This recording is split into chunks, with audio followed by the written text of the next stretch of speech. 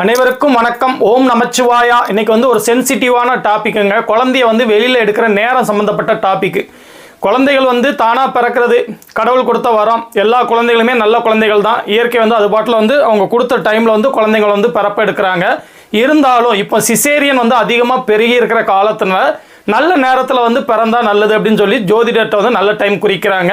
சில ஜோதிட அனுபவங்கள் உள்ள குடும்பத்தில் உள்ள நபர்களே பெரிய ஜோதிடராக அவங்கள நினச்சிக்கிட்டு தவறான நேரங்களை கொடுத்துட்றதுக்கு ஒரு உதாரண ஜாதகத்தை நான் இப்போ போட்டு விளக்க போகிறேன். அது எந்த அளவுக்கு அபத்தமானதுங்கிறது நான் விளக்க உங்களுக்கு புரியும். ஒரு ஜாதகத்தில் குழந்தைய வெளியில் எடுக்கிறதுக்கு முக்கியமானது முதல் மெடிக்கல் ரீதியாக தான் நம்ம அணுகணும். எக்காரணம் கொண்டு ஜோதிட ரீதியாக அதை டிலே பண்ணக்கூடாது. டாக்டர்கள் அறிவுறுத்தின டேட்டில் எந்த கிரகம் அன்னைக்கு வானியத்தில் எந்த கிரகம் 9 கிரகத்தில் வலுவுடன் இருக்குதோ முடிஞ்ச வரைக்கும் அந்த கிரகத்தை லக்னாதிபதியாக பாவிக்கணும். லக்னத்தில் பாவ கிரகங்கள் தொடர்பு இருக்கக்கூடாது. அம்மா அப்பாவை குறிக்கக்கூடிய 4வது ஸ்தானம் 9வது ஸ்தானம் 4ஆம் அதிபதி 9ஆம் அதிபதி சூரிய சந்திரர்கள் இவங்களை பாதிக்காமல் இருக்கணும். இதில் இந்த காரகங்களை நம்ம பெருசாக மாற்ற முடியாது. ஏன்னா கிரக நிலைகளை நம்ம மாற்ற முடியாது. இப்போ சூரியன் கூட போய் சனி சேர்ந்துருக்கிறாருன்னா அந்த கிரக நிலைகளை நம்ம மாற்ற முடியாது. ஒரு மாதத்துக்கு ஒரு தடவை தான் சூரியன் அவுடுறாரு.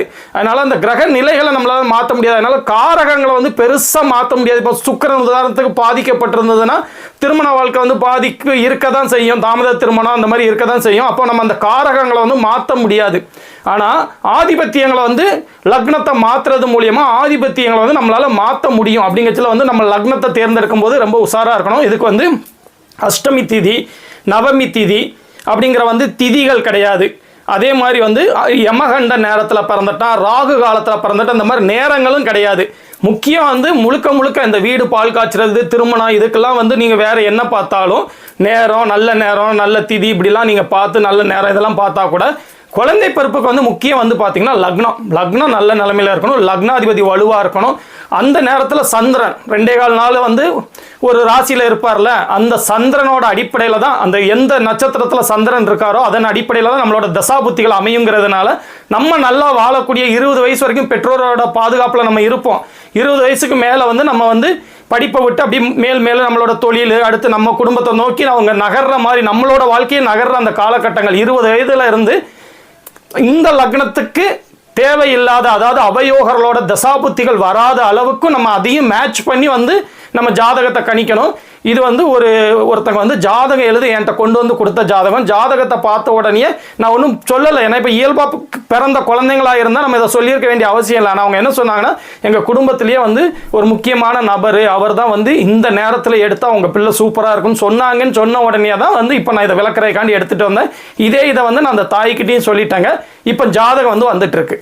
துலாம் லக்னம் 29 டிகிரியில் இருக்குது. இன்னும் ஒரு 3-4 நிமிஷத்தில் லக்னமே மாறிடும். அந்த மாதிரி நேரத்தில் இருக்குது. விருச்சிக லக்னமாக வர்றதுக்கு வாய்ப்புகள் இருக்குது. 3ஆம் இடத்துல குரு கேது, 4ஆம் இடத்துல சந்திரன் சனி, 6ஆம் இடத்துல செவ்வாய், 9ஆம் இடத்துல சுக்கிரன் ராகு, 10ஆம் வீட்டில் சூரியன் புதன், 9வது வீட்டில் சுக்கிரனும் ராகு 2 டிகிரி. சுக்கிரனும் 2 டிகிரி ராகு 2 டிகிரியில் இருக்காங்க. குருவோட பார்வை இருக்கிற மாதிரி இருந்தால் கூட குரு 25 டிகிரியில் இருந்து தான் பார்க்குறாரு அப்படிங்கிற விஷயத்தை மட்டும் நீங்கள் தெரிஞ்சுக்கிடணும். இப்போ இந்த லக்னத்தை பார்த்தீங்கன்னா லக்னம் துலாம் லக்னத்தை தேர்ந்தெடுத்திருக்காங்க. எப்படி துலாம் லக்னத்தை தேர்ந்தெடுக்கலாம்? லக்னத்திலேயே செவ்வாயோட பார்வையும் உழுது சனியோட பார்வையும் உழுது. லக்னத்தில் வேற எந்த சுபர்கள் தொடர்பு இல்லை. லக்னாதிபதியான சுக்கிரனும் அதே நேரத்தில் ஆயுள் ஸ்தானாதிபதியும் துலாம் லக்னக்காரங்களுக்கு சுக்கிரன் தான். ரெண்டுமே பார்த்தீங்கன்னா ஒரே நேரத்தில் 2 டிகிரி ராகுவோட இணைஞ்சிருக்கிற மாதிரி இருக்கும்போது நம்ம எப்படி சுக்கிரனோட லக்னங்களை அவங்க தேர்ந்தெடுக்கலாம் அப்படிங்கிறது தான் என்னோட கேள்வி. இப்போ ஒரு 3 நிமிஷம் தள்ளி பிறந்திருந்தா கூட விருச்சிக லக்னமாக ஆயிருக்கும். விருச்சிக லக்னமாக இருந்தால் கூட ஆட்சி பெற்ற குருவோட வீட்டில் செவ்வாய் இருக்காரு அப்படின்னு பேரும். சனியோட பார்வை இருக்கிற மாதிரி இருந்தால் கூட செவ்வாய் 25 டிகிரியில் சனி 3 டிகிரியில் தான் இருக்காரு. ஆனால் நம்ம இப்போ இந்த மாதிரி நேரங்களில் இப்போ கிரக நிலைகளை நம்ம மாற்ற முடியாது. இதே கிரக நிலைகள் தான் இருக்கும். இதை நம்ம மாற்ற முடியாது.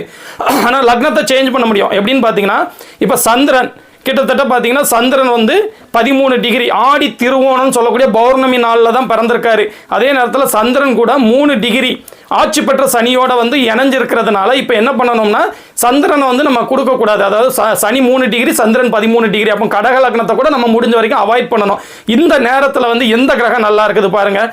தனுசு வீட்டில் குரு ஆட்சி பெற்ற நிலைமையில கேல யோகத்தில் உட்காந்துருக்காரு. கேதுவால் ரொம்பவும் பெருசாலாம் பாதிக்கப்படலை.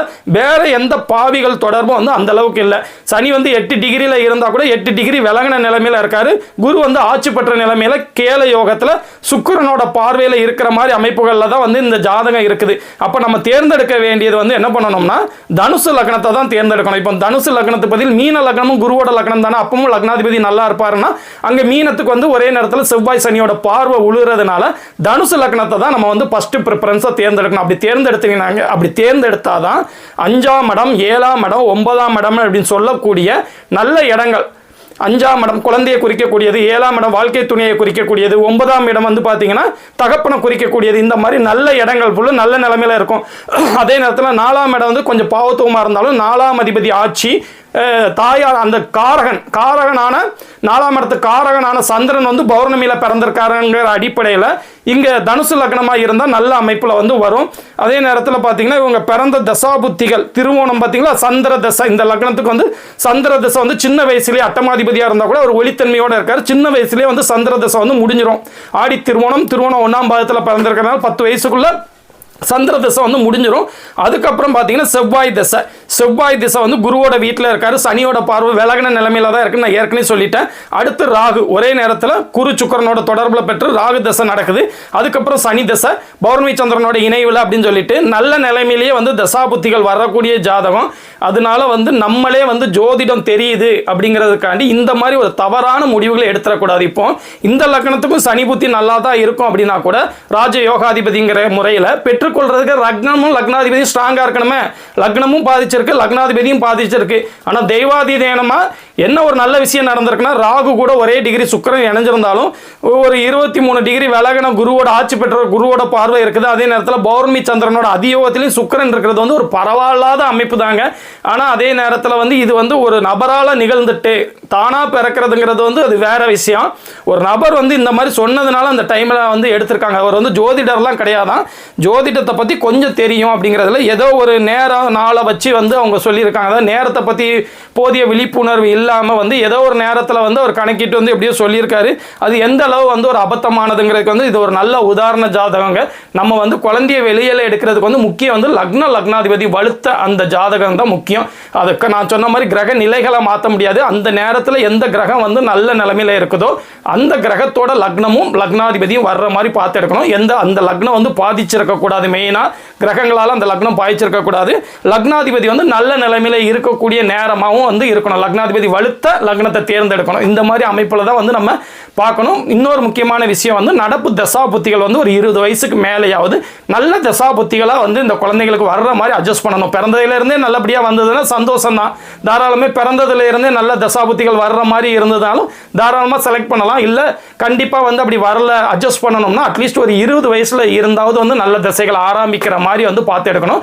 குழந்தைகளுக்கு வந்து மெயினே வந்து என்னென்னா திருமண வாழ்க்கையை விட முக்கியமானது குழந்தைகளுக்கு வந்து தாய் தந்தை ஸ்தானம் வந்து நல்லா இருக்கணும். அவங்க தான் வந்து அந்த குழந்தையை பேணி பாதுகாத்து அவங்களோட அடிப்படை தேவைகள் எல்லாம் பூர்த்தி செய்து அவங்களோட அடிப்படை அதாவது அஸ்திவாரமே பெற்றவர்கள் தான். அவங்க நல்ல நிலைமையில ஸ்ட்ராங்காக இருந்தால் தான் அந்த குழந்தைகளுக்கு வந்து நல்ல வாழ்க்கைக்கு ஒரு அடித்தளம் இட முடியுங்கிறதுனால 4ஆம் இடம் 9ஆம் இடம் 4ஆம் அதிபதி 9ஆம் அதிபதி இவங்களாம் வலுக்கிற மாதிரி பார்த்து நீங்கள் லக்னத்தை தேர்ந்தெடுக்கணும் அப்படிங்கிறத நான் கேட்டுக்கிறேன்.